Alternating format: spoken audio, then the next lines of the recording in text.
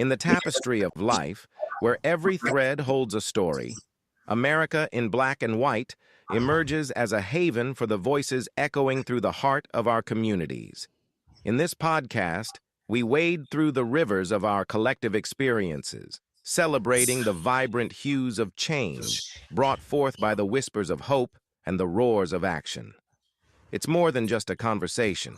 It's a journey into the heart of our society, illuminated by the light of those daring to dream and do. Join us, and let your voice be the melody that guides us toward a dawn where every color finds its place in the masterpiece of our shared destiny. Together, let's paint a future brimming with the positives that dwell in our minds and the actions that shape our world. Good evening, ladies and gentlemen, and welcome to another episode of America in Black and White. I am your host, Charles King. I want you to sit with something for just a moment before we begin. Imagine living in a country where the way you love the person you love, the truth of who you are, is not just frowned upon, not just culturally stigmatized, but written into law as a criminal offense. Imagine that the state, the very institution built to protect you, has been handed the authority inherited from a colonial power that no longer even enforces these laws in its own country to arrest you, try you, and imprison you for up to 15 years for the crime of being yourself. Now imagine that you know this, that you carry this knowledge in your body every single day, and that you still wake up in the morning and choose to advocate, to recognize, to speak, to defend, to build, not because you are unafraid, but because the fear of staying silent is greater than the fear of speaking out. That is not a metaphor. For LGBTQ plus Zambians, and for LGBTQ plus Africans across the continent, that is a daily reality in 2026. Tonight's guest does not live in the comfort of abstraction. He lives in the complexity of consequence, and in that environment where HIV stigma continues to claim lives long before the virus itself reaches critical stage, where climate change is reshaping livelihoods on a continent that has contributed the least to the warming of this planet, where young people are being simultaneously left behind economically and locked out digitally in the middle of all that. He has chosen to stand up every single day. Here in America, we sometimes speak about Africa and the African continent as if it is a distant chapter in our story, as if the Middle Passage drew a line in the ocean that separated us into two different narratives. But it did not. The colonial systems that kidnapped African people and enslaved them on American soil are the same colonial systems that partitioned the African continent at the Berlin Conference in 1884, that extracted its resources, suppressed its languages, rewrote its history, and left behind borders designed to divide and laws designed to oppress. The wound is the same. The wound is the same wound. The struggle is the same struggle. And the resistance, the extraordinary unbroken line of Black resistance that runs from Frederick Douglass to Harriet Tubman to Fannie Lou Hamer to the freedom fighters of South Africa to the democracy organizers of West Africa to the human rights defenders of East and Central Africa, that resistance is the same resistance. Africa's sons and daughters have never stopped rising. Organizers, thinkers, builders, freedom fighters, people who looked at everything stacked against them and refused, absolutely refuse to let those systems have the final word.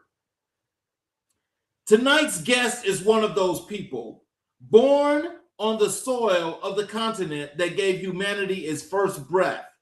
He carries that inheritance not as a burden, but as a mandate. What you're about to witness tonight is rare. This is not a conversation about Africa filtered through the lens of suffering, charity, or crises. This is a conversation about leadership, about innovation, about courage, about community, about what it looks like when a young Black man refuses to wait for permission to decide and decides instead to build the institution that his community needs. Tonight's episode is a window into the human rights landscape of sub-Saharan Africa that most people, even people who care deeply, have never had the privilege of seeing clearly. We're going to talk about HIV response and what genuine health equity requires when stigma and criminalization are working against treatment simultaneously. We are going to talk about LGBTQ plus rights and what advocacy looks like when the law is the adversary. We're going to talk about climate justice and why Africa's crises is the world's moral emergency. We're going to talk about digital justice and why internet access is not a luxury, but a human right. We're going to talk about economic empowerment and what it means to insist that Black communities be not just invited to development conversations, but resourced to lead them. And we're going to talk about youth leadership because all of this is being carried by a man in the prime of his youth who decided that the future could not wait. This is one of the most important conversations we have had on this show, and I am honored that you are here for it. Tonight's guest is a human rights advocate, an LGBTQ plus rights defender, a climate justice activist, and a social entrepreneur whose work is reshaping what is possible for marginalized communities in Zambia and across the African continent. He is the co-founder and executive director of Access Horizons Initiative, a youth-led organization working at the bold and necessary intersection of human rights, public health, digital justice, economic empowerment, and climate resilience. His life's work is a refusal, a daily deliberate, courageous refusal to accept that the communities he serves should have to choose between their identity and their safety, between their health and their dignity, between survival today and justice tomorrow. He is joining us tonight from the continent that is the cradle of all humanity, and he is brilliant, and he is brave, and he is here. Ladies and gentlemen, please welcome to America in Black and White, the extraordinary Benjamin Hyson Mutambo. Welcome to the show, sir. Hello. How are you doing? I'm doing just excellent. How are you? I'm lovely. Lovely. Good morning. I don't know if it's good morning, good evening. What are we doing? Good evening. So, is there anything you'd like to say to the audience before we get into the show? Sure. I'm so excited for this platform. I feel like this is one of the rare platforms. I mean, we don't get such opportunities, especially down south here in Southern Africa, in Zambia, to actually be able to speak freely, because we always feel many a time our voices are controlled. Our voices are usually scrutinized whenever we get to speak about it in the public space, being the Zambian eye of this public space. But being offered an international platform like this to actually have conversations which we're going to have, it excites me, because I mean, it's going to be raw, it's going to be exciting, and one thing is going to be honest. So thank you so much for having me on this platform, and I look forward for any questions that you may have with regards to my context, living here in Zambia, in Africa, being an LGBT plus person, LGBTQ plus person living in Zambia and Africa. So thank you so much. So I'll give it back to you. Yes, well, we welcome you, and I want to thank you for being here. I also want to thank all of our audience for watching. That is those that are no matter where you are. I appreciate you as well as all of our normal supporters that are here. We appreciate you so much, and I hope you guys enjoy this show like you do the others. So, what I want to do first, Ben, is I want to start with where I get the audience let the audience have an opportunity to get to know a lot about you and who you are before we get into all of the great things that you're doing. And I want to start this off, and I call this "The Man from Zambia: Life Story and Origins." Okay. So with this, I want you to start at the very beginning, not the organization, not the advocacy work, not the titles and expertise, just the boy. Where did you grow up in Zambia? What was your world like? What did your childhood teach you about what is right, what is wrong, and what is worth fighting for? Okay. I mean, that's a very interesting question. I think I'm gonna tackle it this way. So I grew up in Zambia, of course, like you've mentioned. I was born in Chipata, Zambia, which is on the eastern province of the country. Beautiful place, by the way. But I don't recommend growing up there being black, gay, and economically disempowered. Um, it's a very, very tricky situation in the sense of where when you grow up in a very staunch religious family, you get to live your life based off their perception.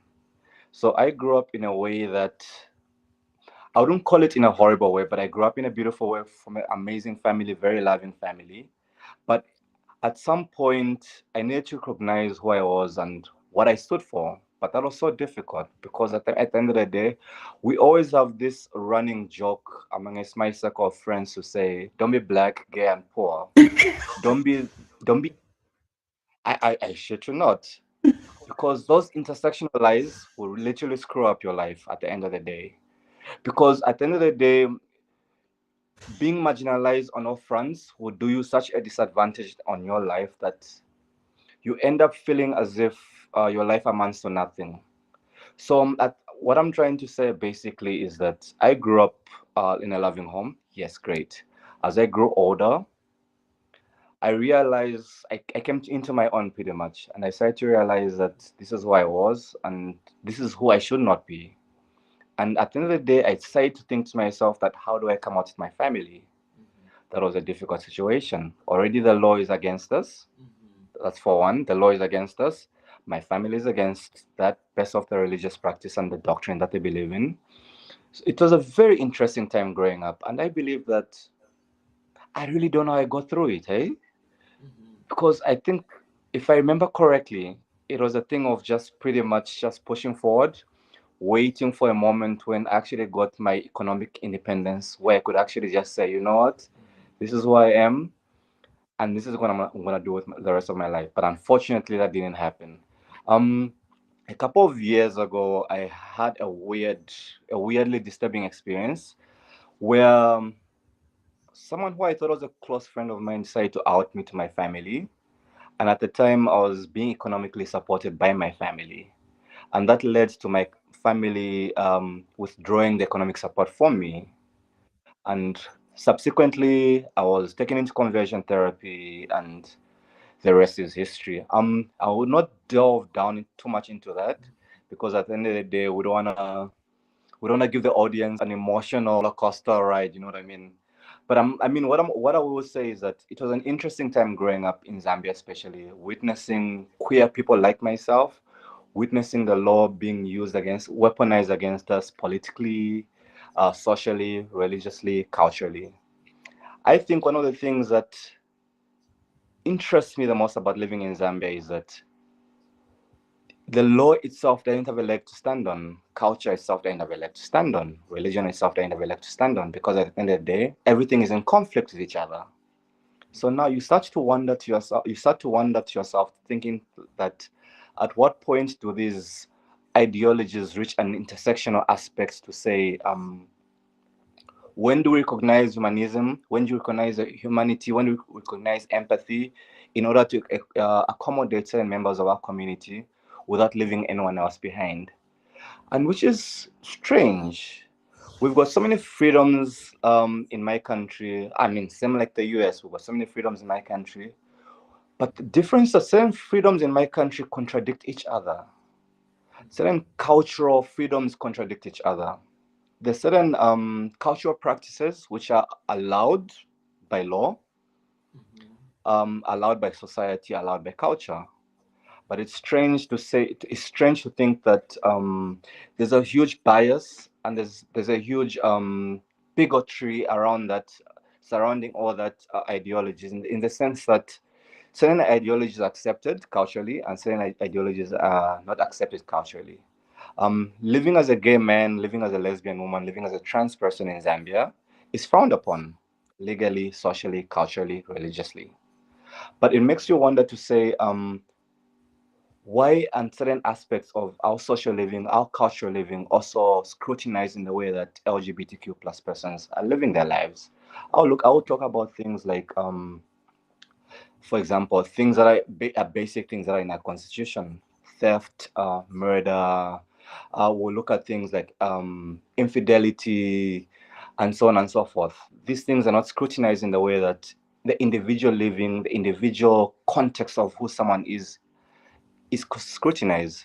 And it's so shocking to find out, to realize and grow up in this country to find out that politicians actually weaponize the ignorance of the masses to gain votes from the populace. Pretty much weaponizing downtrodden people, using their economic disadvantagedness, using that, for example, using the level of education, using the level of misinformedness. And Zambia is one of the few places in Africa which actually has used religion and constitutionalized religion, brought it into the constitution. And now you find government leaders, politicians have actually now started to use weaponized religion in order to suppress voices. We're going to be having an election on the 13th of August this year. And so far, so good. But I've been worried in the past, especially in the 2021 elections, where public speakers, politicians who are aspiring for the presidency have used LGBTQ people for the purpose of securing votes amongst the conservatives. So yeah, that's a little bit about myself. So, Zambia is a country of extraordinary complexity, a nation that gained its independence in 1964 that has navigated colonialism's aftermath, HIV climate pressures, and economic inequalities. So, hold on one second here, please.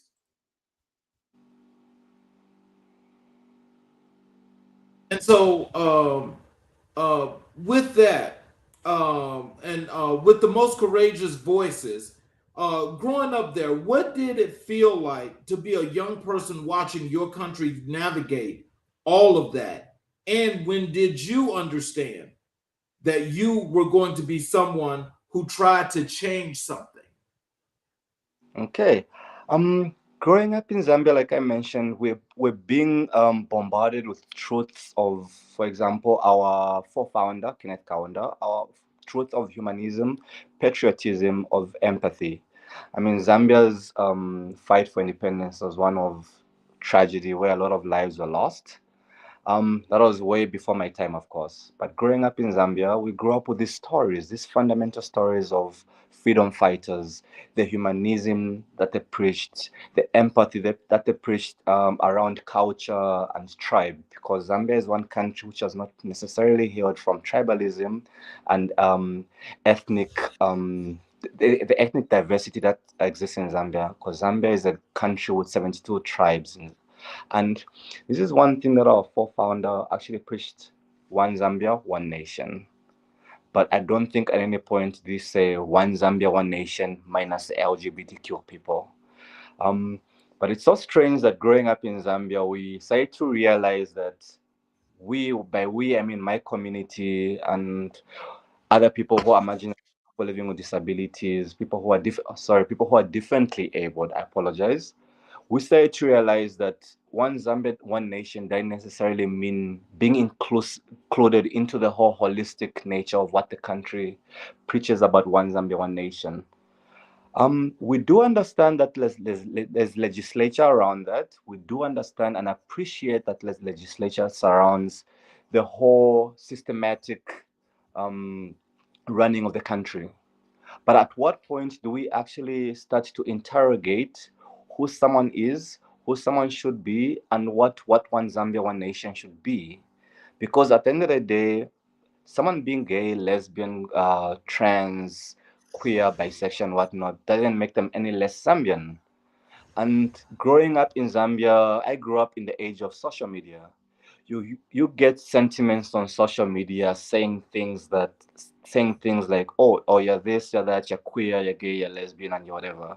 How about you leave the country and be gay or lesbian or trans elsewhere? Which is very strange. This is not the humanity. This is not the humanism that Kenneth Kaunda preached. Because at the end of the day, when you say one Zambia, one nation, everyone is included in that mantra, no? But that's not a mantra we're living by. We're living by a religious construct, a culture construct that many of us don't actually understand. And a lot of the time, there's a whirlwind which is being pushed by anti-right movements, which a few politicians sit around that who push the agenda of anti-rights in the country, anti-human rights, anti-LGBTQ rights towards the masses. And it's so unfortunate that the masses are not as informed that they should be, and they carry that information with them, and before we know it, they radicalize that information. And living in a black majority country is one of the I would say this in as brutally honestly as I can. Being black gay in Zambia is hard because not only are you in a black majority country which lacks the diversity that a Western society should have to accommodate divergent views, because most of our views in Zambia are homogeneous. Conservativeness, being religious, being humble, as most political aspirants like to call it, being of the faith. So growing up in Zambia felt like a chore, pretty much. It felt like you need to live each and every day fighting for your life internally within yourself, wondering at what point will I be found out, at what point will I be caught out, and what happens to me when I get caught out, what happens to me when I get found out. Our penal code does not necessarily vindicate or legislate against homosexual relationships, being the identity of being gay, the identity of being lesbian, the identity of being trans. Our penal code does not legislate against that. What our penal code does legislate against that is what they call the unnatural act of same sex sex, pretty much. But it's so strange that even through the legislature, through political aspirants, through your councillors and your political leaders, no one ever bothers to educate the masses on what the law actually prescribes as a crime. So you live your life thinking that Ben, am criminal, pretty much. So now, at what point, as Ben is growing up, 13, 14 years, 15, 16 years old, who understands very little of the law, does someone come to me or someone publicize the fact that my existence is not a crime? I will touch on the fact that later on, of course, as we continue this conversation, to say same-sex relations is under the penal code, but the identity of belonging to a certain sexual minority is not a crime. But that's one distinction that a majority of our populace in Zambia fails to understand. You would find sentiments from people saying people who are queer, lesbian, gay, and whatnot, LGBTQ, should be arrested based off their identity. And then I wonder to myself, um, through each and every step of civic education that every single Zambian has gone through, at what point was this information relayed to them saying identity is not a crime? It's the same sex relations that is a crime, which is also a very, how can I put it? It's also a very, I remember you had mentioned earlier on to say these are laws that we inherited from the British Empire at the time when Zambia, Northern Rhodesia at the time, was a colony of the British Empire. We inherited those laws. Meanwhile, our colonial masters have revised those laws and have adopted new laws to accommodate the growing diversity in their nations. Meanwhile, we've kept those laws and regulations and the principles and the cultural nuances and so on. So, in a nutshell, growing up in Zambia was it was a steep climb. Well, It was a steep climb. what I Go was on just now. listening is that it sounds like about a lot that what happens here in the U.S. as well, and that is for whatever reasons in using the Bible as you say. I mean, now that's one of the things that these politicians do, but that's not written into the into what they do into the Constitution, whatever have you. Even though it says clearly that you're supposed to separate church and state, but some Hmm. people use that anyway, and it's like it's this crying wolf thing when it comes to that. Now, what it sounds like to me, and it seems like a little bit of a comparison, because some of the things that you were mentioning before, like the conversion therapy and all those other things, that has happened here in some places here in the US. It still happens.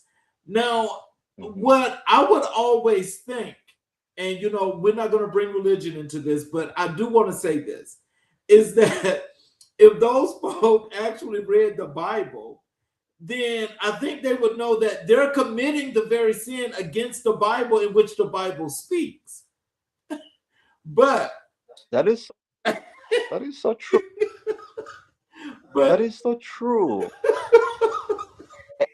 I guess maybe we, and I'm gonna use the word we very loosely in the sense of where like we feel like we've got a God-given mandate to carry out the rules and legislation and the laws of God.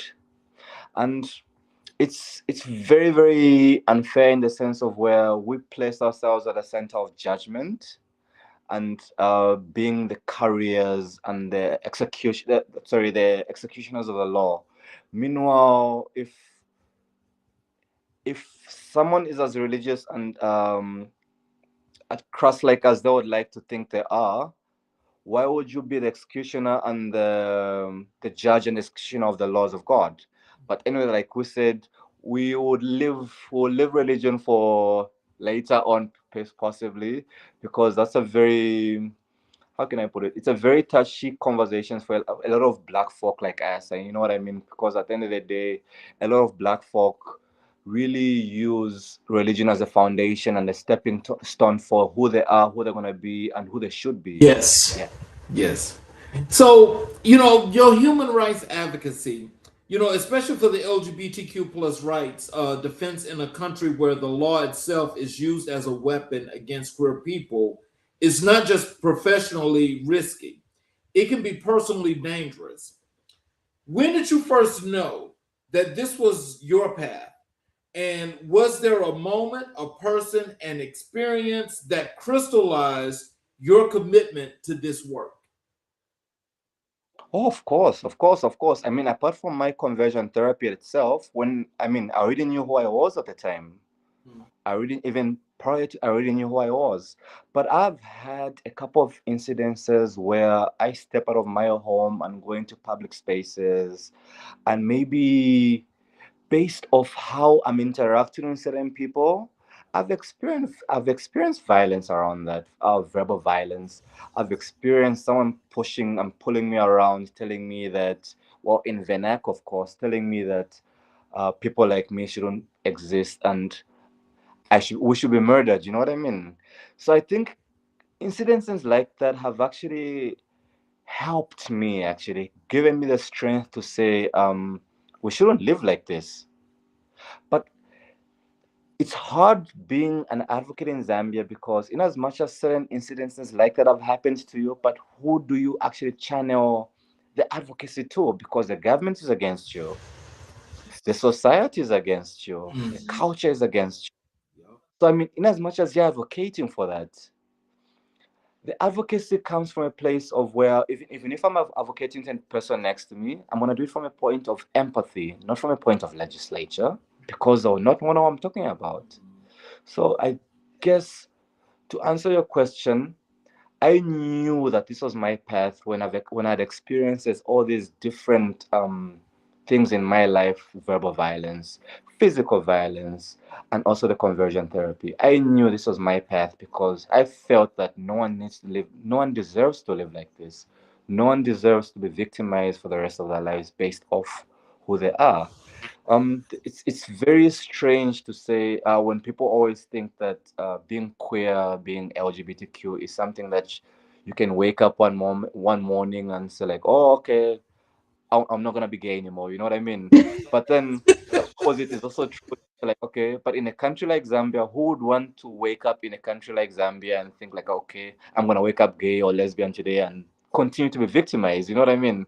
Who would choose victimization out of peace and comfort that comes with assimilating and pretty much just conforming to the culture and society of what my country provides? Yeah. So let's get a little bit more deeper into your advocacy work. And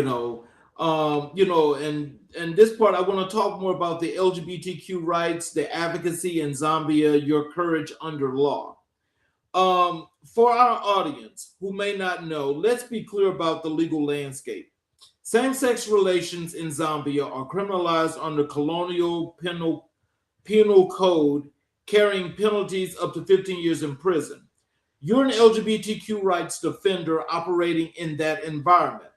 I want you to help us to understand, what does it actually feel like to do this work in this country with this law on the books, not abstractly, but what does it feel like in your body, in your daily fire? Oh, that's a doozy, hey? Okay, so I will say, when it comes to advocacy, right, we have an understanding with the principal lawmakers, as we like to call them, to say, in as whatever realm or whatever sector of advocacy that we're doing, whether it's health rights, economic empowerment, climate justice, we have an understanding, an unwritten understanding, an unwritten hearing to say we will not call it that. Would call it, I remember this just changed recently, the term just changed recently. We used to call it key populations. Key populations pretty much was female sex workers, people who inject drugs, men who have sex with men, prisoners, and so on and so forth.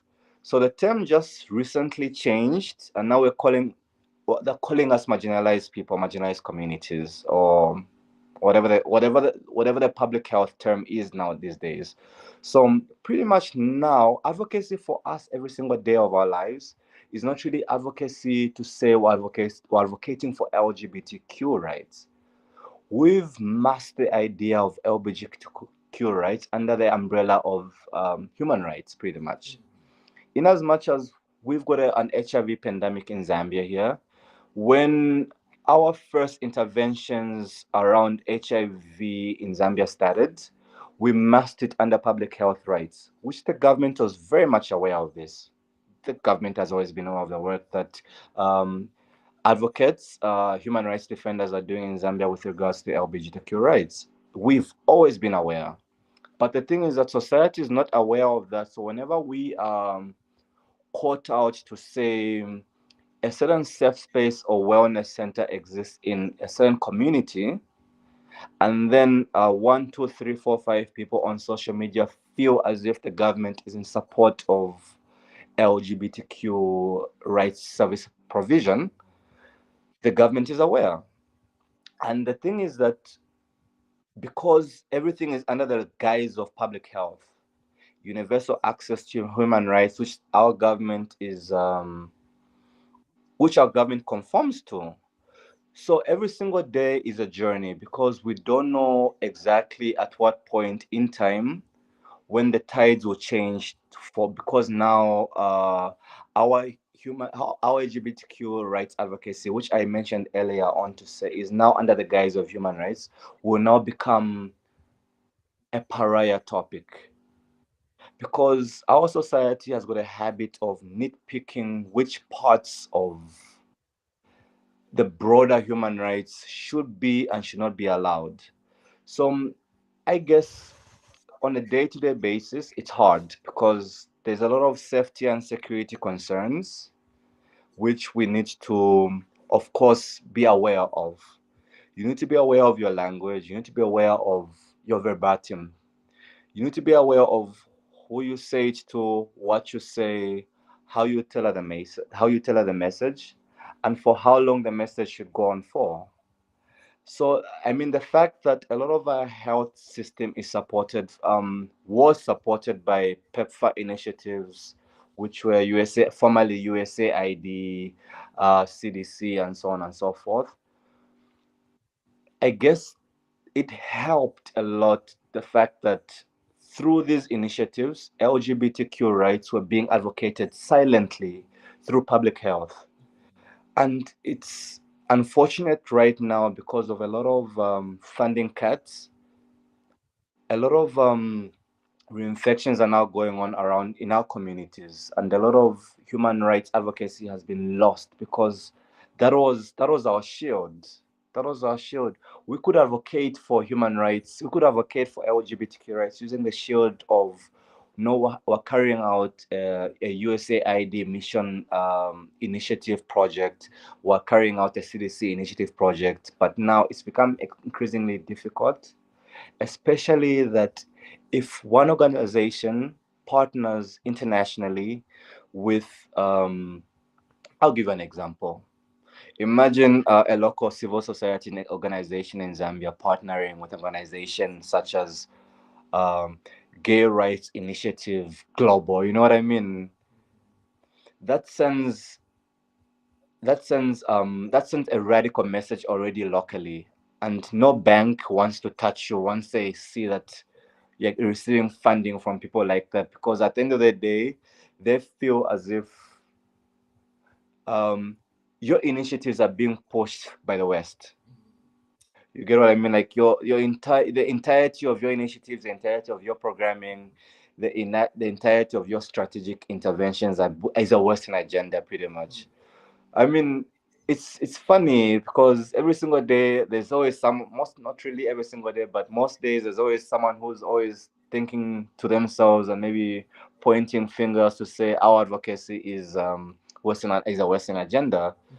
And I always think to myself, like, okay, but are you saying even the existence of queer people, LGBTQ people in Zambia and Africa as a whole is a Western agenda? Are these CIA plans who are here to destabilize the democracy, the Christian values of Africa and Black Zambia and conservative Zambia? You know what I mean? Right. Yeah. Yeah, so basically, it sounds like, and you tell me if this is right, but it sounds like what you're saying is that they do allow you guys your advocacy work and maybe to do a protest, but they want to make sure that it's a controlled fight in the advocacy and not like one that's really big and broad that draws an enormous amount of attention, because the more attention that you draw, then that means the more the spotlight is on you, and the government is not going to have that. Is that what that is? Exactly. That's exactly what it is. So you're given this much of a platform to actually not necessarily advocate for LGBTQ rights, but then you're given that much of a platform to say, okay, you can, in as much as you're designing programs for universal human rights, you can include X amount of people in your programming, and we're gonna give it a ribbon and a, a little red ribbon and tie it on it and say, instead of calling it LGBTQ rights, can we give it a public health term like men who have sex with men, things like that. They will never ever allow you to say LGBTQ in any single space. And Actually, the government policy is actually something that's very, it's very neither here or there, because at the end of the day, whichever presidential aspirant comes into power in that particular moment in time, they'll either diminish LGBTQ rights or they'll silently support it. And when I say silently support it, I mean they'll not say anything at all. Not to say that they'll go behind closed doors and have conversations around this. They will not say anything at all. So we usually take that little sliver of not saying anything at all as some sort of support, because we like to think silence means you're in support of, right? But then we're always in a difficult situation to think that, okay, LGBTQ rights in Zambia, LGBTQ rights in Africa. Okay, we understand that LGBTQ rights in Zambia and Africa do not start here or end there.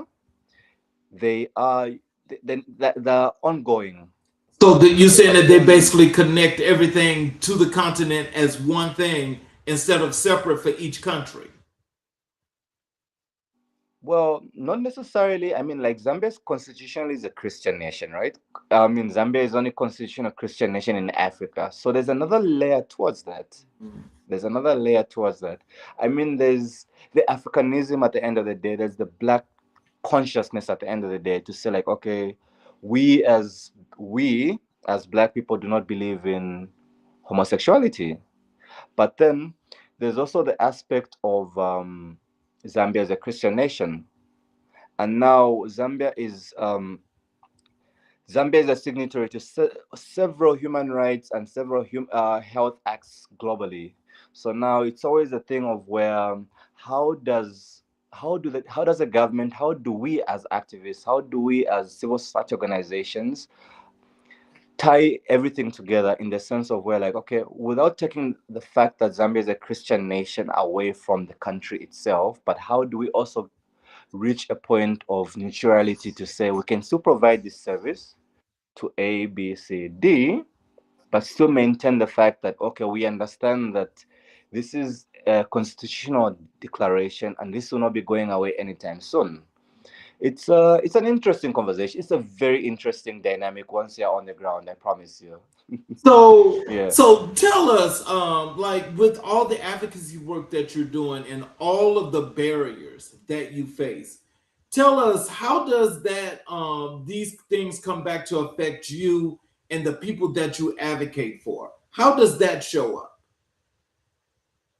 I mean, that shows up I mean, at the end of the day, it shows up in so many different aspects: mental health, the rise in HIV cases, the rise in IPV, intimate partner violence, the rise in domestic violence cases, and things like that. And also, just to add another layer to what you've just asked just right now, one of the biggest barriers towards advocacy is resources. I mean, without resources, there's only so much that you can do. I mean, Zambia is such a massive country, in the sense of where you cannot just do advocacy in the urban areas. You need to translate that advocacy into rural areas, into the most untouched areas of the country. But now the fact that there's a lot of barriers around culture, there's a lot of religious barriers, societal barriers that exist around that. So how it translates back to us is that it always feels as if it's a drawback. You can make you can reach 15, 20,000 people in HIV care and human rights service provision and so on and so forth, mental health service provision, sorry. But then before you know it, 2 or 3 weeks from now, there's a policy change, or maybe there's a funding cut, and now you're back to square one. So many people get lost to care, HIV care. Certain people get lost to care towards mental health service provision, and then several people also get lost to the fact that there's certain interventions that were specifically designed for cultural sensitization, so sexual sensitization, but without the resources, it always feels as if it's 2 steps forward, 100 steps backwards. Yeah. So the laws criminalizing LGBTQ plus identities across much of Africa are not ancient African traditions. They are colonial inheritance, British penal codes imposed on African societies that, in many cases, had for more fluid and Mm-hmm. inclusive understandings of gender and sexuality before Yeah, colonialization. So, how do you yeah. use that historical truth in your advocacy, and how do people respond when they hear it? Um, that's a very interesting question, actually. I guess maybe what I would say is that history always teaches that society grows through dialogue. I mean, we always have dialogues. We try as not as much as possible to have dialogues within the confines of what we're allowed to do, because remember, it's a closed loop. You can only say as much as the state is allowing you to say, without making yourself become a victim towards the law. So my hope is that Zambia continues to have the conversations, in as much as we're having the conversations through a closed loop, and we are having conversations in the realms of dignity, regardless of who's got different beliefs and whatnot. Um, I will say this: one of the biggest undocumented factors in our country is that we never ever realized to say LGBTQ rights existed in our country prior to colonial rule, prior to, I would like to call it, colonial indoctrination. That's a great way of saying it because that's putting their culture on you. Yeah, these things existed in our country way before that, and these are things that undocumented. I mean, I have sat with certain traditional leaders in my country who've said these things exist in our communities. They've always existed, but it's just that we don't talk about them. It was only after those policy that was introduced, now we have to talk about them. And now we have to publicly shun away from them. You know what I mean? Because at the end of the day, these were unspoken conversations that existed in our black communities. But now, come legislation, come policy, come colonialization, now all these things were put in the spotlight, and now we had to talk about them. We had to identify them and actually shun them away and actually develop legislature against them, Yes. which is exactly. So she's one of the things that Zambia has always historically approached these things in a very subtle way, very, very subtle way. Only until certain radical aspects within the institution, within the machine come into play, do these things actually come into the spotlight of conversation. And many a time, this conversation is usually against our people, against my people, without regarding the fact that these are actually real human beings, real opportunities that they have, real livelihoods, real families. Can I just add one more thing? Sorry. Yes. Um, there's always there's always this idea that queer people in Zambia, LGBTQ, whichever letter on the spectrum one belongs to, there's always this idea in Zambia that people live in isolation. You know what I mean? People always forget that person A, person B has got actually a family behind them who are okay with who they are. But the general perception of our country and our continent is that people see us and they feel as if a gay man lives in isolation, a lesbian woman lives in isolation without a parent, without a sibling, without an uncle, without an aunt, and whatnot, which is a very, very unfair perception that we have. So I guess getting back to your question, one of the conversations that we try to have with our communities is to make people realize is that we don't live in isolation. We actually have parents, we have siblings, we have a brother, we have a sister, we have a mother who actually know about us and are okay with it. So I guess at a certain extent, once you can convince the next person to say that this person who is marginalized in society actually has a family structure around them. They've got friends and they've got family who are okay with their identity. Now, how do we translate that being okay about the next person nationally, how do we translate it provincially, how do we translate it culturally, how do we translate it nationally. So Back to you. but with all that, I mean, because I can tell that you're putting forth the effort in the work that you're doing. But can you tell us Yeah. how is it that with them not allowing you to say LGBTQ or gay or things of this nature when Yeah. you're actually doing your advocating, how do you, how do you identify as being who you are when you're doing this advocacy work without being able to use those words? I mean, at the end of the day, I personally would never ever identify myself publicly unless maybe I'm asked by a certain close friend or family. Okay, okay. But at the end of the day, we have vernacular nuances that we usually use to actually say to actually help us identify certain people within communities. But these are terms which, and this is a very interesting thing about vernacular, because it can either mean this or that. It's never really a straightforward response, you know what I mean? Because at the end of the day, one figurative term can actually mean this or that. So, but I mean, based off how you're phrasing that particular question, the person who you're phrasing it towards will actually be able to understand what you're talking about and who you're referring to. But because you're you're using vernacular to actually address certain terms within our society, somehow it's been okayed.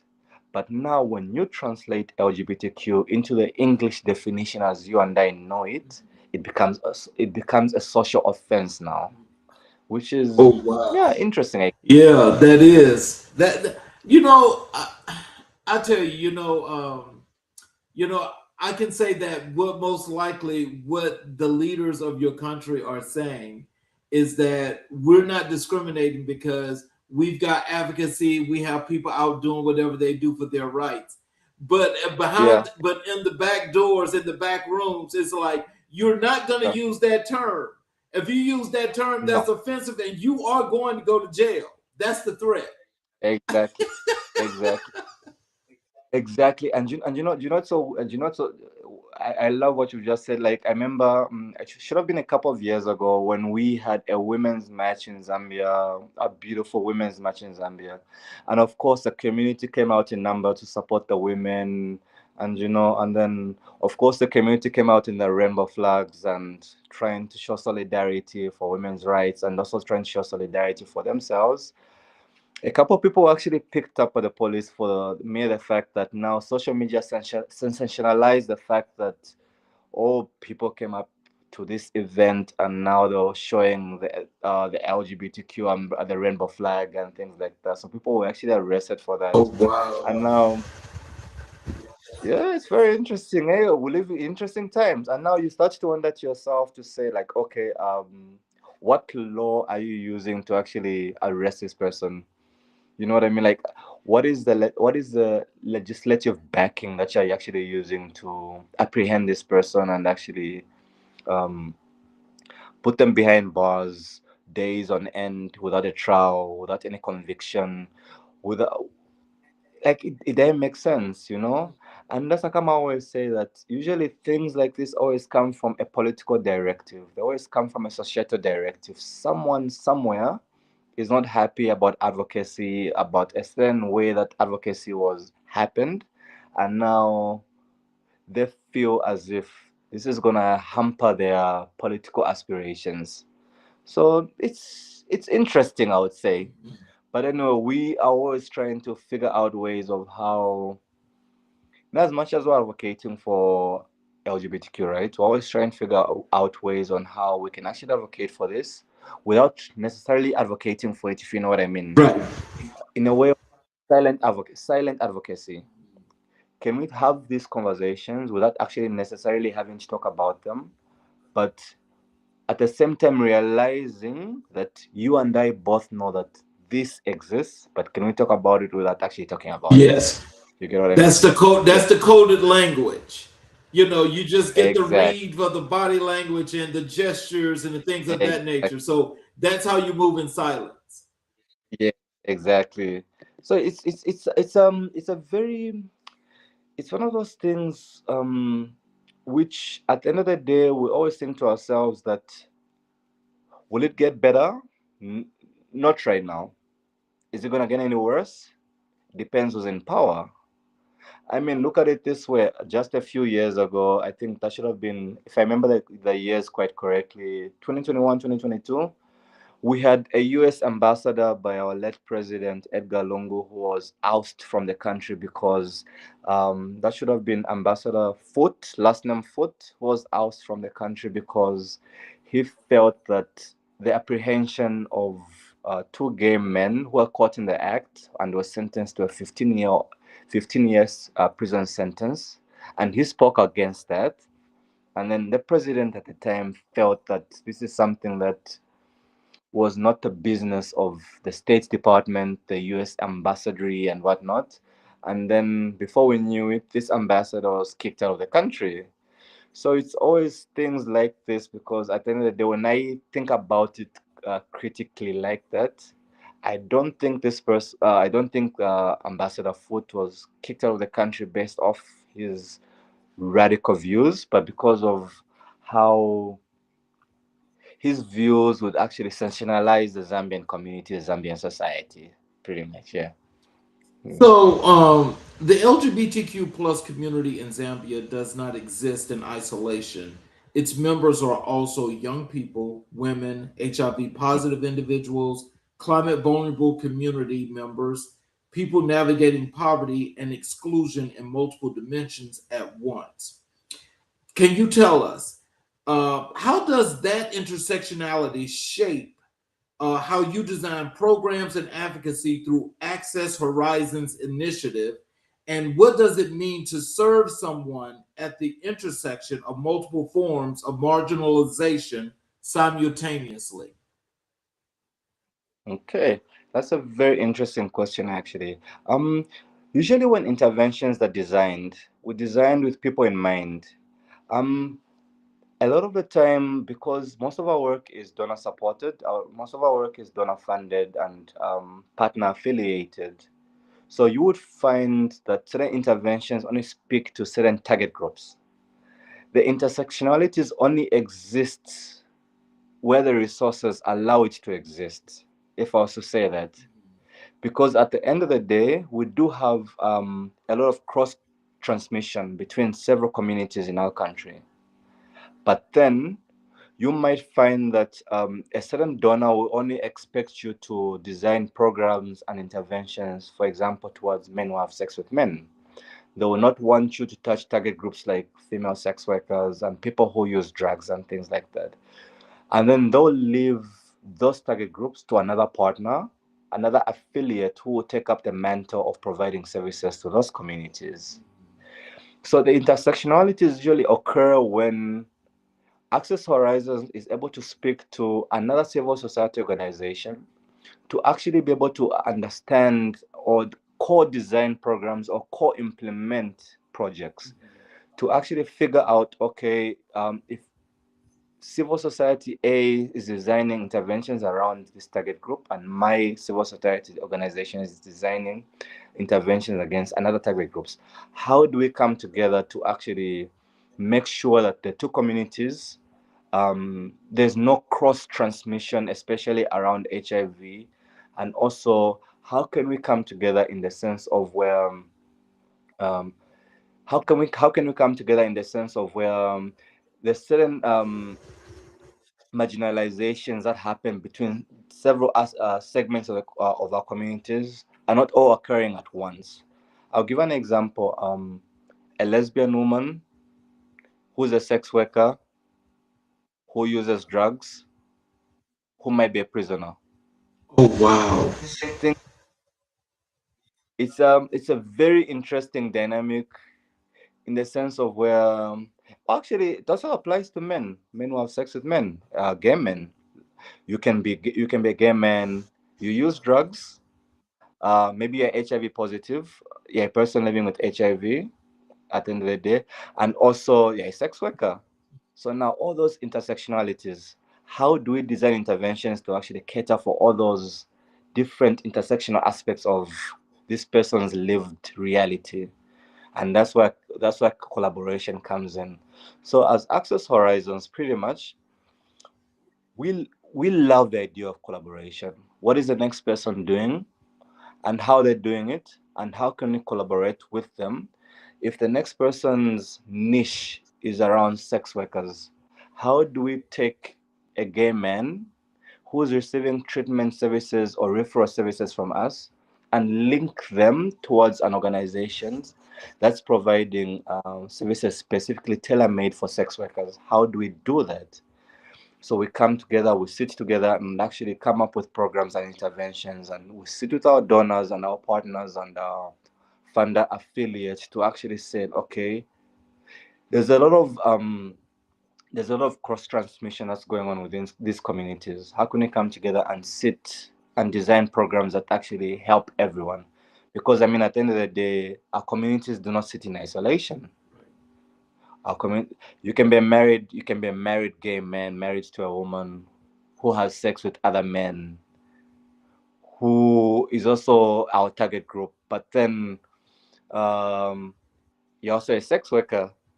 You know, it's a very complex dynamic that we have in our country, and I think this is not something that's unique to Zambia. I feel like this is something that's globally recognized, to say like there's a lot of intersectionalities that exist within several segments of our community. And I also just want to add something to say like I mean, LGBT people have always existed in Zambia, and we've heard so many stories which have remained invisible. And based off that fact, there's then came legal sanctions to actually suppress all these stories, the oral traditions that we've heard around our communities. And Zambia, in its own, created how can I call it? Zambia created wars for these conversations to stop happening. Society has created wars to stop happening. So now it's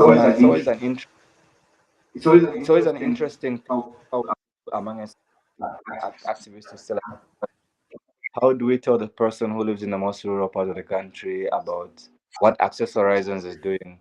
Ac- Because ideally, what the Access Horizons is doing is illegal and should be reprimanded by the government, or should be stopped by the law. So it's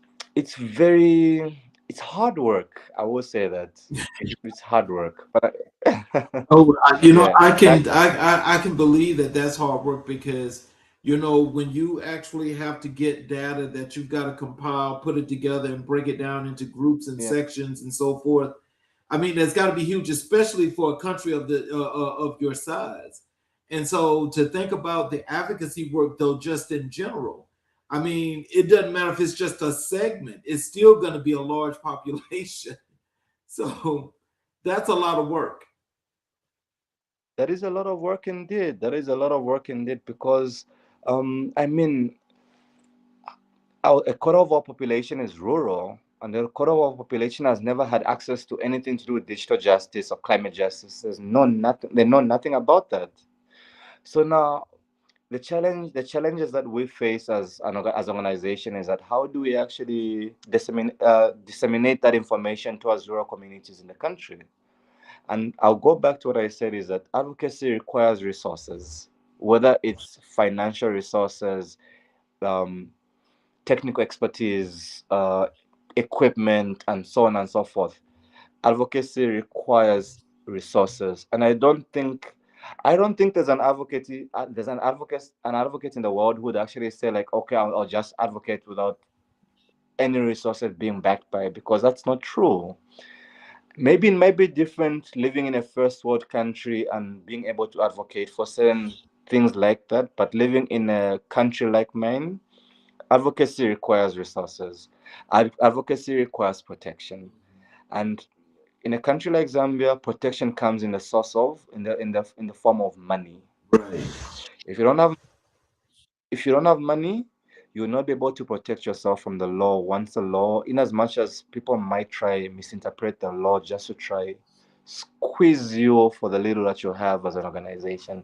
But here we are, we're fighting, and we're hoping that tomorrow is a brighter day. And yeah, And also, if you can allow me just talk about climate justice a little We bit. hadn't we hadn't got to that part yet. Oh, okay. My bad. Okay, go on, go on. So what I want to do next is I want to go to the HIV response in public health and the fight against the stigma. That's why I want to go Hmm. next. Um, Sure. Zambia carries one of the highest HIV burdens in sub-Saharan Africa, Yeah. with the prevalence rates that disproportionately affect young people, women, and LGBTQ plus individuals. You've been working in HIV response as part of your broader advocacy. Walk us through what that work actually looks like on the ground. Who are the people you're reaching, and what are you putting in their hands? Okay. Because, like I mentioned, so like HIV is a complex illness in the sense of where like it's very intersectional. What we're placing in their hands, pretty much information. Right now, there's a beautiful rollout of PrEP that's going on in the country, and when we talk about HIV, it's important to realize that it's not only a medical issue; it's a social problem. On the ground, our work is pretty much reaching people who often are affected by on the sides of the margin, stigma and discrimination, who lack access to information and healthcare services and support. We give them support without the fear of judgment. Also, we give them the tools, which is pretty much knowledge and information. The people who we pretty much engage, especially when it comes to our outreach services. These are people who go out in the field to disseminate this information and knowledge to our communities. We equip them with the knowledge of condoms, PrEP, access to ART, which is pretty much free. Mm. Our government right now has struck several deals with major health providers and major non-governmental health providers to actually provide these services for free. So now the challenge is now has always been how do we disseminate this information to communities that do not realize that this information actually exists. For young people, it's pretty much just ensuring that we are aware, designing campaigns that actually speak to young people, because age is a age is a demographic. It's a huge demographic, and it's a very important demographic that we cannot overlook.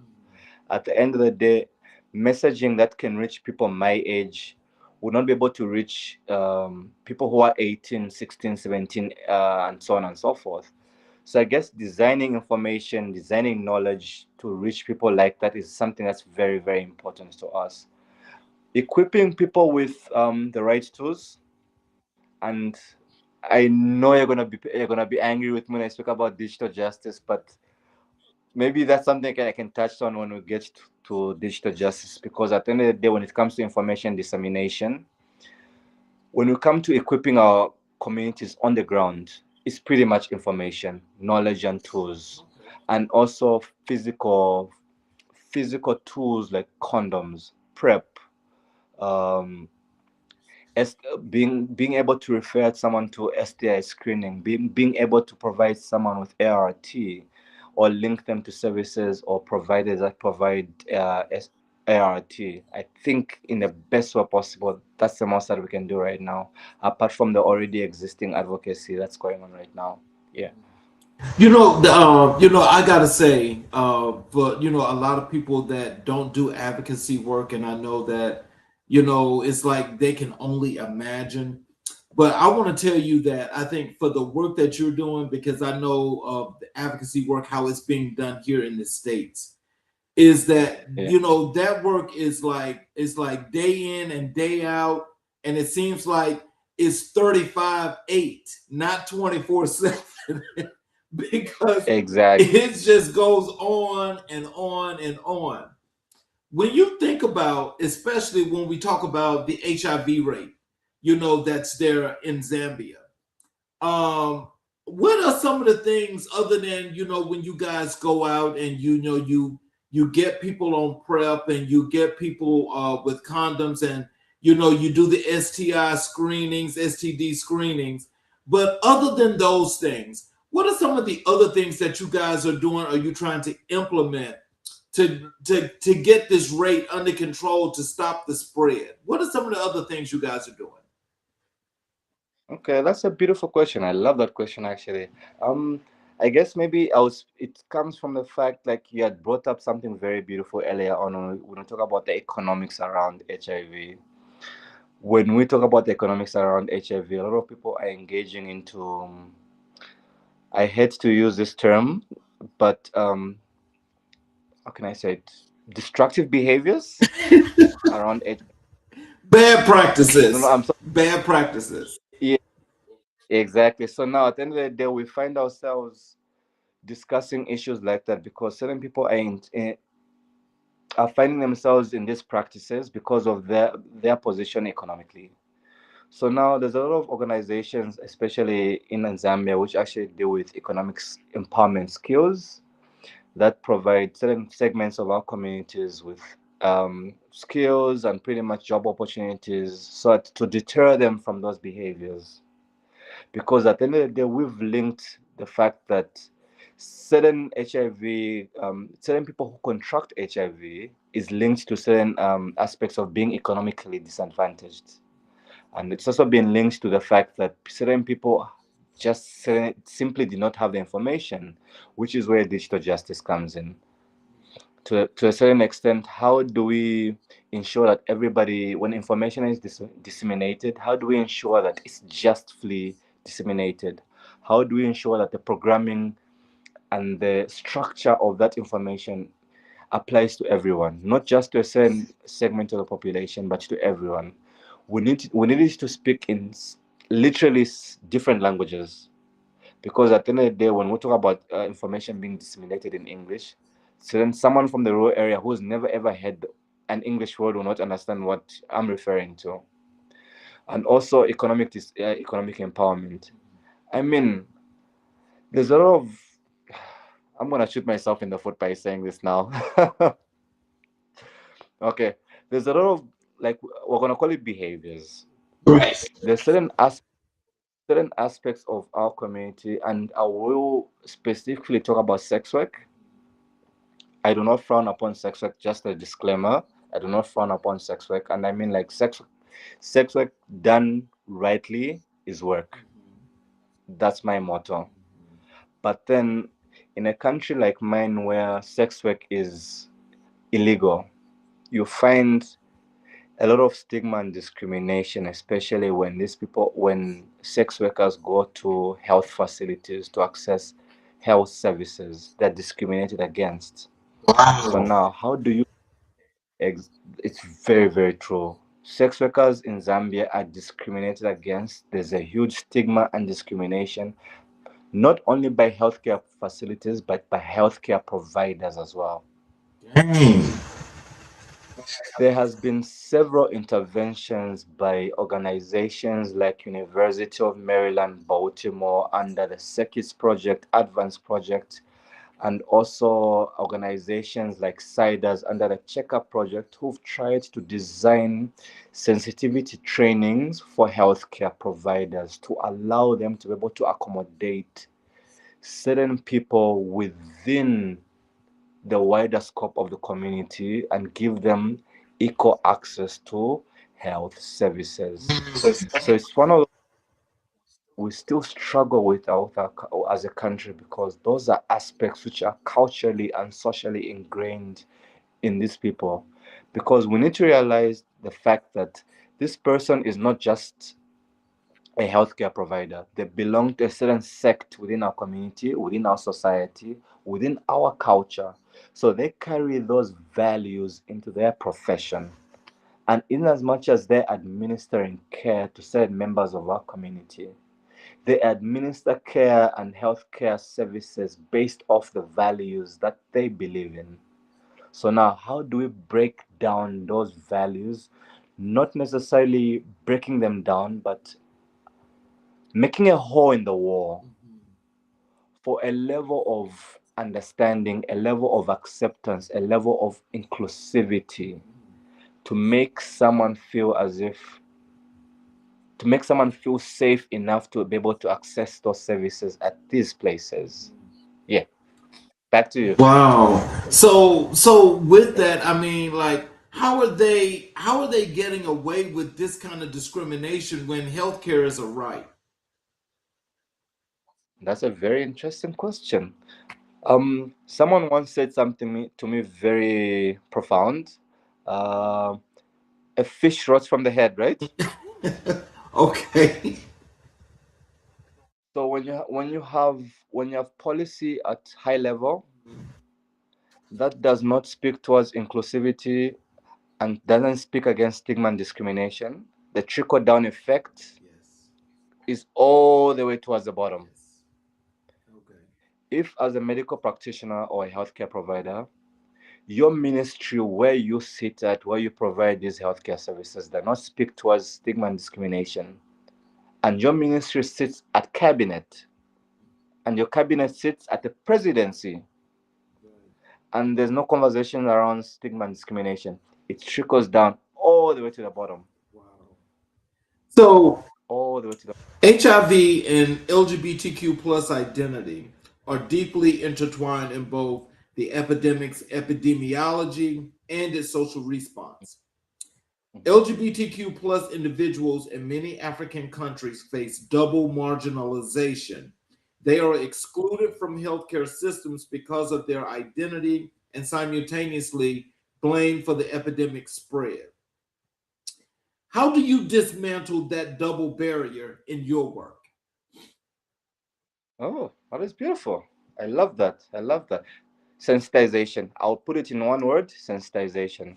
Having conversations with people, having conversations with communities, having conversations, especially around, and I will be very specific when I say this, especially around gay men.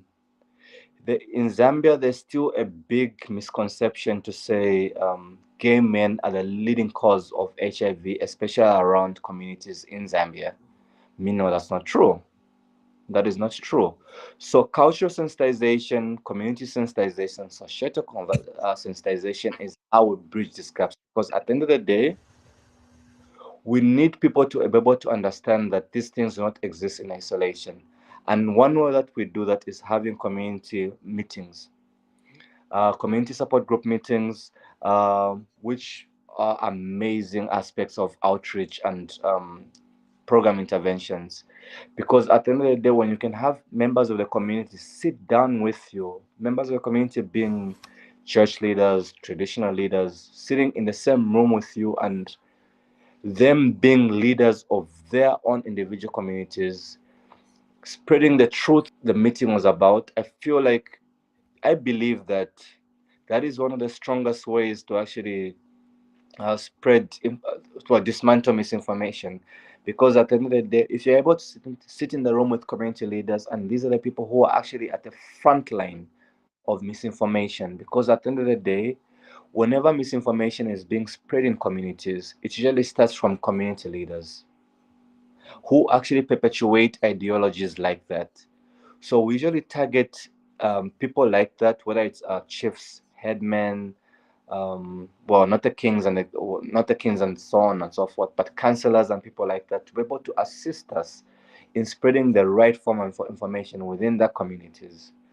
It's a very it's a very interesting conversation in the sense of where it's hard to speak about one and leave out the other, because at the end of the day, in as much as one day and want to address the other thing needs to be addressed as well, because there's huge intersectional aspects between the two.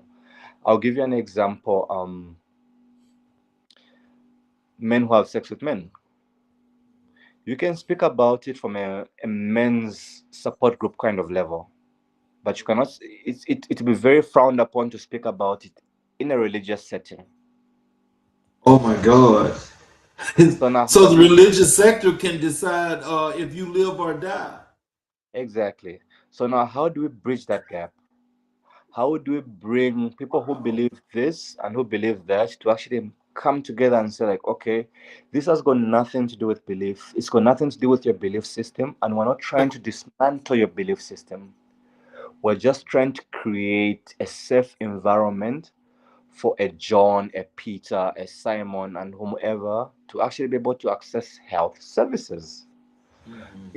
It's a very hard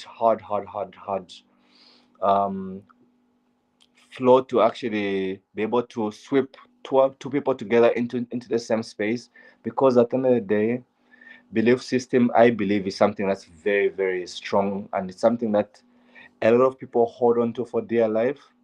So now, as we are trying to advocate for intersection of interventions, a lot of policymakers, a lot of clergy people always feel as if you're stepping on their toes. And meanwhile, at the end of the day, this is a huge misconception against HIV prevention, treatment, and transmission.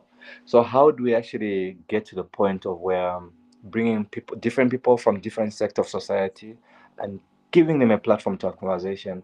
You'd find certain members of our society refuse to engage with these more liberal minded people because they feel as if they'll be corrupted in the manner that that belief system allows them to prevail, pretty much. Yeah. So let's transition over to your topic that you want to get out the most, and we're going to talk about this climate justice, Africa's burden, and Africa's leadership. Climate justice is a relatively newer dimension of your work, but it's the one that have embraced as central. That you have Mhm. embraced as central. Help our audience to understand the specific relationship between climate change and the communities you serve in Zambia and sub-Saharan Africa. What does climate change actually look like in people's lives, not in parts per million or degrees Celsius, but in food, in water, in livelihoods, and survival? Okay, that is a great question. Thank you so much for bringing that up. Um, climate change is nothing new to Zambia. I mean, it's a global conversation right now. It's a hot topic right now, and I mean, at the end of the day, you find that marginalized communities in Zambia and the rest of Africa contribute the least towards climate change, but meanwhile, their voices are heard the least.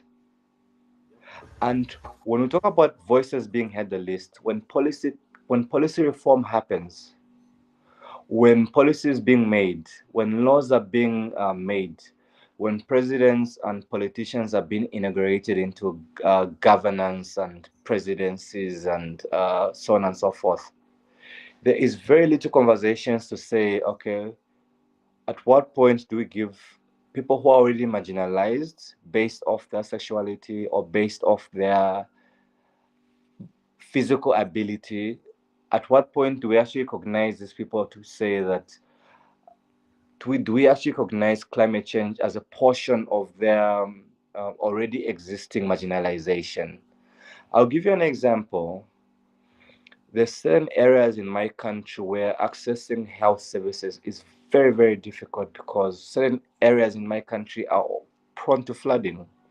And it's only been in the last couple of decades when certain these areas have now become flood prone areas. So now how do we link healthcare services to those areas in Zambia which are no longer accessible to the rest of the country because of climate change? How Right. do we design policies?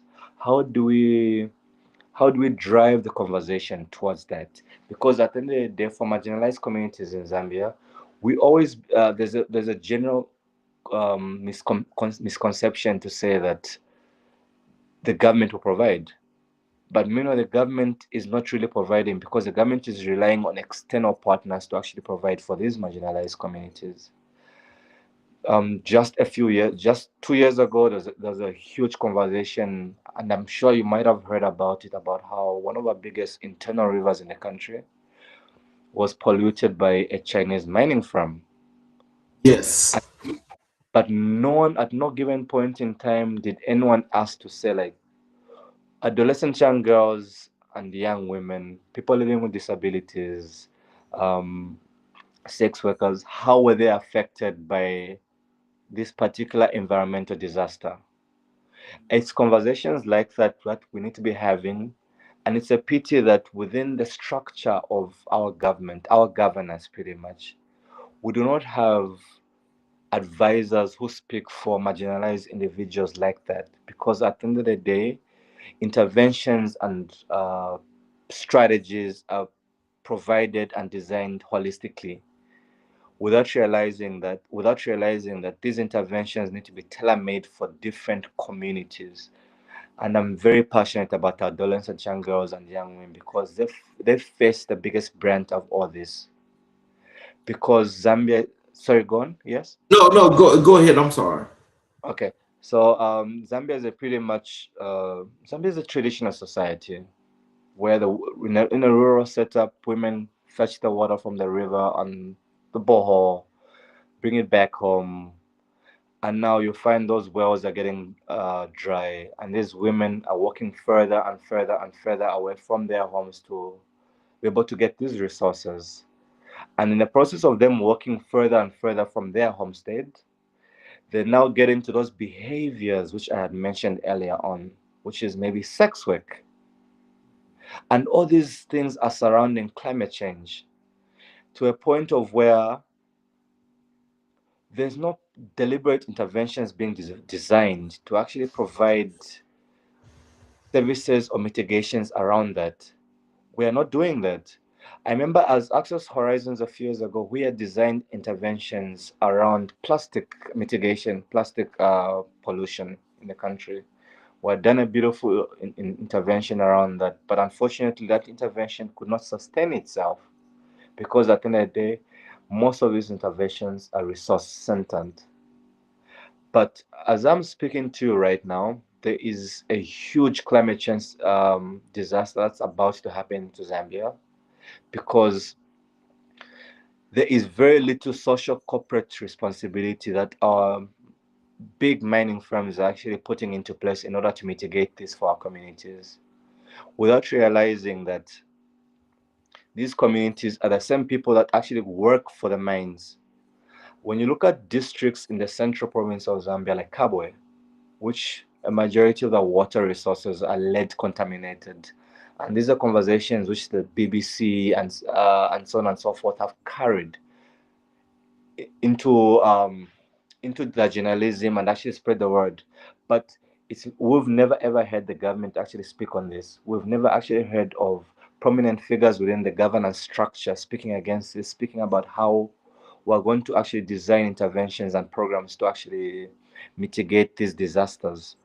Worse off, when you look at LGBTQ people who've lost livelihoods because of climate change, we don't talk about that because these are people who've been deliberately forgotten by the governance structures of our country, governance structures of our society, because according to them, we do not exist, or rather, we do not matter to. We do not. They do not care for us to exist. Right. And, and these are certain conversations which at the end of the day, in as we're heading into a very environmental conscious um, society, but I feel like my country is being left behind deliberately because at the end of the day, when we talk about climate change, it's about getting the money first and worrying about climate change later. And it's very interesting to find that there's a lot of Western agenda that's being pushed onto Zambia to design mitigation, to design interventions around climate change. But meanwhile, the same agendas that are being pushed onto Zambia, you find these Western countries that are pushing these agendas also rely on the same fossil fuels that are telling Zambia to not use. You know what I mean? So I guess one of the approaches that Access Horizons uses pretty much is a human-centered solutions, and we pretty much design solutions that are people-centered, people-conscious, empathetic towards people, and we do lobby with policymakers, having conversations with people, just trying to figure out exactly to say like, okay, you have a community-centered solution within this community. Do you realize that there's certain marginalized people that exist in that community? How can we include them in this programming, especially when we recognize that stigma and discrimination exist in these communities? How do we design interventions that are inclusive enough in your climate change mitigations in order for everybody to have a holistic benefit of whatever interventions that will be designed at the end of the day. Yeah. Well, so I'll tell you like this, because what I like about that is that you actually zoned in where you brought it in and you put it on the micro level. And see, I think putting it on the micro level is probably how a lot of policymakers or people in your government are Yeah. looking at it, as though if you're just talking about this one segment of a population, where what most people are, well, I'm going to say most people, but most of these countries, especially here, when you talk about climate change, it's on the macro level. And Exactly. so on the macro level means that there's a catch-all, which means everything is in there. And so because everything is in there, you don't get the funding or the necessities that in which you're talking about that you should get. Well, even if it's on the macro level or the micro level, it does not matter, because again, as being the marginalized and underserved community, it's like one of those frowned upon things where it's like, if funds are going to drip down, it sounds like you guys are going to be the last group that even comes into play, if it even comes into play. That's kind of like what it looks like here when we talk about climate change. The underserved and marginalized communities, especially Black communities, are not even close to even being thought about unless it's at the end, and that's when the world's coming to an end. And again, you want to use Black people to actually come and save the world, be Captain Save-A-Hose. Exactly. So it's like, what happens is, I love the way you framed that argument, but what I will tell you is that I think probably what will work best is that in the advocacy work that you do, and probably if you guys actually go to the policymakers that you talk to, you maybe want to frame it a little different to make it a little broader, and maybe then it'll start to fund in, where you guys start to get some of that funding that you're requesting, because it's definitely needed, and it's definitely one that if it does not happen, then it's probably one of those first groups or whatever have you that goes extinct. Yeah. No, I totally hear you, but I guess maybe the biggest challenge is when you go to a policymaker and you're trying to describe to them who a marginalized person is. Now, to actually be able to break it down to these policymakers and be able to give them an opportunity to actually listen to you, you'll find that it's a topic that they don't want to touch. In as much as the conversation is not really about human rights or LGBTQ rights, we're talking about climate justice. But just the mere fact that you've mentioned certain people, certain minorities within the communities, they don't want to touch a conversation. Exactly. I guess maybe these conversations come with a lot of access. You need to have access in order to make a proper institutionalized change. Because at the end of the day, policy is only policy so long as it's implemented. Otherwise, it will always remain on paper. It will always remain on paper. And I guess maybe at the end of the day, ultimately, it's one of those things that platforms like yours give people, I guess, pressure.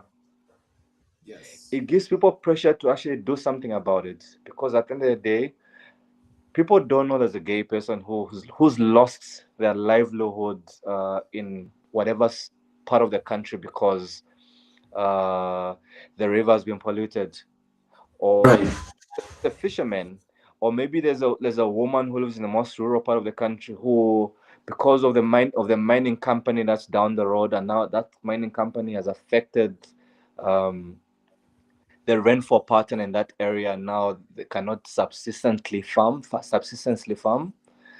They don't care for those people. So now I guess maybe we need to be given an opportunity to actually put a face towards climate change, climate justice, because currently Yes. currently we're talking about climate justice. How can I put it? We're speaking about climate justice and climate change without actually referring to people who are actually affected by these aspects of global change. So now, who is willing to actually be the face of that? who is willing to be the face of the women's side of climate change and climate justice, who is willing to be and stand for LGBTQ people and say like, I'm affected by climate change in A, B, C, D sort of manner, because at the end of the day, n- the victimization of follow once someone identifies themselves as part of the community. So Right. it's a very interesting approach that we are still thinking around, and we're hoping that, I mean, we've done a couple of interventions here and there, but it's not enough. I mean, at the end of the day, when it comes to climate justice and climate change, it's never ever enough. Mhm. Just a quick one. I want to ask you something. When we talk about Black communities and when we talk about marginalization, how do, in your opinion, how do you think marginalization is different from the Black African to the African American? Basically, it's the same, but the difference in the two are it has a lot to deal with as when you talk about climate, like the climate situation that you mentioned. You Mm-hmm, see, what makes it different is the density, and mm-hmm. it's about the location and the effects of different things that go into that whole thing. Yeah, So, like, depending upon, like, let's just say yeah, like I'm in Georgia, yeah. and let's say there are black people that live in Utah. Mm-hmm, Now, see, you wouldn't understand that, but I'll just say if you got black people that are living in Utah, you know that looks totally, totally different. mm-hmm, And when I say that looks totally, totally different, is mm-hmm. because the mountainous ranges out there, where the air could be a little bit clear, which Yeah, is now starting to be polluted by all the manufacturers and things that they're doing out there that's polluting the air, that's starting yeah, to affect the water and the different things that different communities have. yeah. Now there's not really a large African American community out there. Mm-hmm, They're there though. The thing about that is their issue wouldn't be the same as my issue here in Metro Atlanta. yeah, Because here in Metro Atlanta, being as big and as broad as it is, basically this area of 11 counties yeah. can make up a whole state on its own because there's more than 11 million people here. Mm-hmm, mm-hmm. And so that's the difference in the two is that is what the makeup is. But even with that makeup being different, it's still with everything being done that they make policy based on segmenting communities and disparaging people in different ways as to how they make their priorities. That doesn't Uh-huh. matter if it's just here. That's all over the world and wherever country you're in. That is Yeah. what they do. And so in doing that, it's like the principalities and the goals of that whole thing is to say that I know the strength of an African American or a black person in general. Mm-hmm. So they don't feel like everybody else feels, so they can survive regardless of the case. That's just the thought process. I hear you. I hear you. And so, with that being the case, that means that we all should know one thing, just like you guys should know this, Yeah, is that nobody's coming to save you. that If is true. anything, that repression that they have is only going to get closer and closer. And the more they can squeeze that, the more they're going to continue to do it. And Mm-hmm. so, what I'm saying is the work that you're doing is very important because I'm sure that not just those policymakers, but people know who you are and this Exactly. work that you're doing.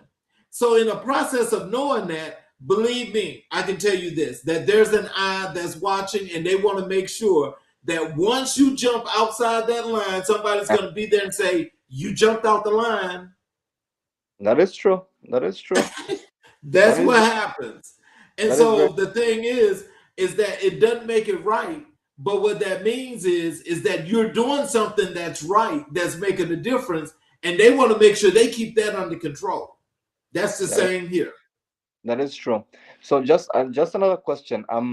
So I mean, it's something that I touched on earlier on, but I just wanted to maybe get your just a little bit of your 2 cents on it.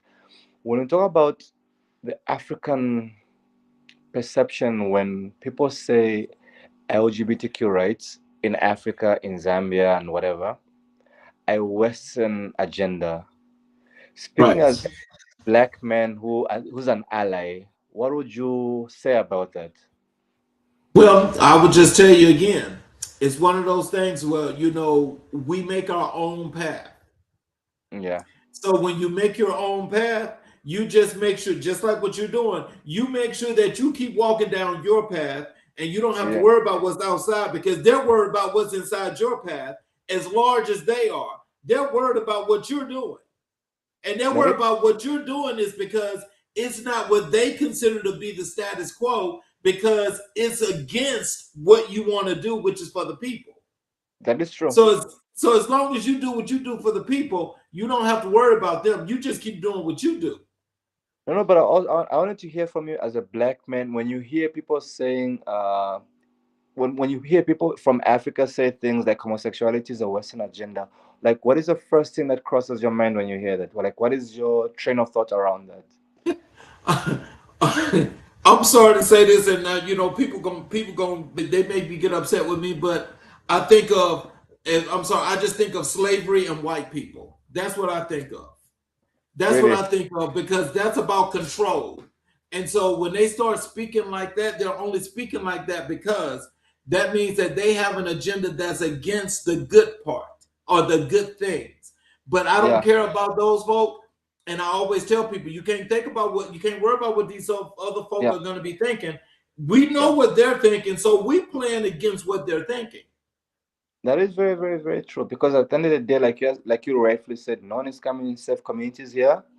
We Right. need to we need to be able to help ourselves in a way. But I guess at the end of the day, it also starts from a place of knowledge and information. I believe that once people know and people are aware, especially when it comes to constitutional mandates and legislature and things like that, once people are aware, they'll be able to stand up. And also, one of the biggest challenges that we have as a country and have as a region is freedom of speech. Yes. Yes. Advocacy is hard if you don't have protections from the freedom of speech. Because at the end of the day, the worry is that in as much as I'm advocating for my community or the next person is advocating for their community, how am I protected? How am I Well, protected? I'll tell you like this. You see, Mm, the protections are far and few in between. They are real, but what happens is, when you do the type of work that you're doing, yeah, it's always going to be to an extent that, all the protections that are there for those things that you mentioned, yeah, they make them a little bit lesser for you because they don't give you that much rope. that Everybody is else get a whole lot of rope. You don't get that much rope. that is true. And this is how come you'll find a lot of activists and advocates in Zambia decide to externalize their advocacy from countries where there's protections for freedom of speech. Right. Because it's been like that for many years. That doing that in Zambia, doing that within Africa, whether get you victimized or might get you a prison sentence.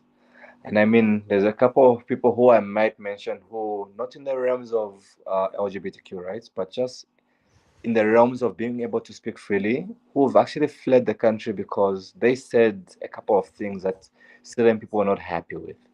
You get what I mean? So it's a very you need to be bold. You need to be bold, and you need to be able to risk everything for you to actually reach a point of where your advocacy can transition your freedom, pretty Yes. much. Yes. And that's pretty much true. And it's horrible that it has to be that way. But I think that now that we're in this 21st century, revolts are all over the place. People that look like you and I Yeah, are basically doing what they do because it's like repression is no longer an option. that is true. That's true. It is no longer an option. Power to indeed. Power to the Yeah, people. yeah, because I also want to tell you this, because like I said, the work that you do, Hmm. I've had people on the show from other African countries as well that are part of the LGBTQ community that are doing big advocacy work. Mhm. I definitely would love to have you back on the show, you and two of these other people, where we could talk about some upgrades and some things that are going on, Sure. to where there are some things where you guys were able to be connected, as well as the work that you're doing. You'll be able to learn from each other to continue to make to move and shake and to make things happen on the continuum. And I think these are some really good people, though, that I like to connect you Yeah. to, because they're doing really, really good work. I mean, that sounds amazing. I mean, the more the merrier, because at the end of the day, I don't think advocacy should actually be done in isolation at the end of the day. I mean, we're a Right. whole community, it's a whole global movement, it's a whole global community, it's a whole continental community. And I always feel that the more the merrier, the more support, the more knowledge, the more the information, the better, because I don't think there's anyone out there in the world who's doing advocacy by themselves. Right. Because I mean, we don't live in a bubble. There's so many intersectional aspects of to our being who we are that we could learn from other people how to better address certain aspects of our community and how our society. So I'm always excited to collaborate. I'm always excited to learn and just be a part of the people. So Yeah. let's do this. So in closing, do you Uh-huh. have some words of wisdom and encouragement for our audience? Tell them how they can connect with you via social media. Tell them about your website, all those good things. Okay, so we do have it's a pity that recently we've just been slacking from our social media, but what I will do is that at the end of this video, I'm hoping that on your YouTube channel, I'll be able to send you a link maybe within the bio. This is something that you can address, you can actually add on within the bio, my LinkedIn link, um a YouTube link to a couple of things that we've done as well, an Instagram link to sort of a couple of social interventions that we've been a part of, and also a couple of reports that I will share a link to as well that we've actually done in the past couple of years. We've done some amazing work, documented work, and we've also been part of major country interventions that have supported close to 25,000 people to access HIV care services in the country. And we are excited to share that information with you. And we've had several partners who've helped us achieve these milestones. And so, yeah, I will be able to share those links. So, like the famous content creators love to say, link in the bio. Right. By the way, there was a comment there in the chat that someone mentioned that they're not a part of the LGBTQ community, but they do support the LGBTQ community. Uh-huh.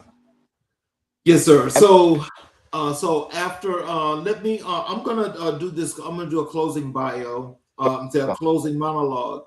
But after I close the show, do you have a couple of minutes to stay around? A few minutes before we actually go all the way off the air. Sure, sure. So for those of you that are watching the show and you've been here for the duration of the show, I want you to know that I appreciate you and your support. This was definitely a great show. Another great show, one that's got plenty of information and knowledge as to what is happening, not just here in Western culture, but what's happening around the world. This is a really good show for advocacy. And for those of you that are advocates, I do suggest that you do the work that you're doing and you keep doing it. And for those of you that want to support Ben and his organization, just you'll be able to, if you go to the YouTube channel, America in Black and White, and you'll see the post, you'll see the connection links, and please connect with him and reach out to him. Yeah. So, in closing, let me do this monologue. Benjamin Hyson Mutambo, thank you. Not with a polite, reflective television thank you, but with the kind of deep, bone level gratitude that you feel when someone has just given you something real. You came here tonight and you gave us the truth about what it means to be a young Black man in Zambia who has chosen not to be assigned, not drafted, not inherited, but chosen to stand at the intersection of every difficult, urgent conversation that your generation must have. You told us what it costs to defend LGBTQ plus rights in a country where the law itself is the adversary, where Section 155 of the colonial era penal code still hangs over the heads of people simply trying to live and love with dignity. You told us about HIV response work that does not flinch from the communities that stigma has most brutally abandoned, and what it looks like to insist that health equity is not achieved by managing symptoms, but by dismantling the structures that produce those symptoms in the first place. You told us about climate justice in a way that made it impossible to separate from human rights, from food, from water, from the very survival of communities that did not cause this crisis. You told us about digital justice and why internet access is not an amenity, but an architecture, the architecture through which opportunity is increasingly distributed or denied. And you told us about Access Horizons initiative, about what you built from conviction and community, about what you are still building, and about who you are building it for. We're better for this conversation. This show is better for the conversation. The world is better for the work you do. 3 things to stay with me to stay with me from tonight. First, the struggle for Black dignity, Black rights, and Black power is one global struggle. It does not have a headquarters in America and a branch office in Africa. It is the same fight rooted in the same colonial wound, animated by the same refusal to accept dehumanization, pointed towards the same horizon of a world where every Black person everywhere can live with full humanity. What Benjamin is doing in Zambia is what Fannie Lou Hamer did in Mississippi. What AHI is doing in Lusaka is what SNCC did in Selma. The geography changes, the struggle does not. Second, courage is not the absence of fear. It is a decision that something matters more than your fear. To advocate openly for LGBTQ plus rights in a community or in a country where your advocacy can put you in a prison cell requires a quality of courage that most of us will never be called to demonstrate. And Benjamin demonstrates it not dramatically, not for applause, but consistently, daily, quietly, because the people he serves needs him to. That kind of courage deserves our deepest respect and our most active support. Third, building something, a real institution with a real mission, with a real people in real communities, is one of the most radical acts available to us. Benjamin did not wait for the world to save his community. He built the vehicle. That is Black power in its most practical and most profound expression. I want to speak directly to you, to everyone watching from a position of relative safety tonight, from America, from the UK, from wherever you are in the diaspora, or wherever you are in the world, with a paycheck, a platform, a social media following, a professional network, a voice. What you witnessed tonight is not a spectacle. It is not a TED Talk. It is not inspirational content for your feed.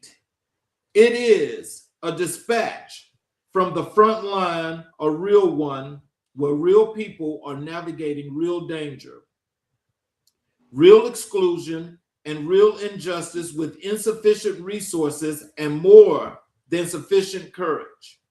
You're not being asked to solve everything. You're being asked to do something. Share this episode. Tell someone about Benjamin and Access Horizons Initiative. Look up to the LGBTQ rights landscape in Zambia, in Uganda, in Ghana, in Nigeria, in Tanzania, in the countries where the people you saw in this conversation live and work and fight, and find ways to support the advocates on the ground. Put your money, your voice, your network, your skills behind the organizations that are doing this work without waiting for a global consciousness that they deserve to exist. Do not let this be a conversation you watched and then forgot.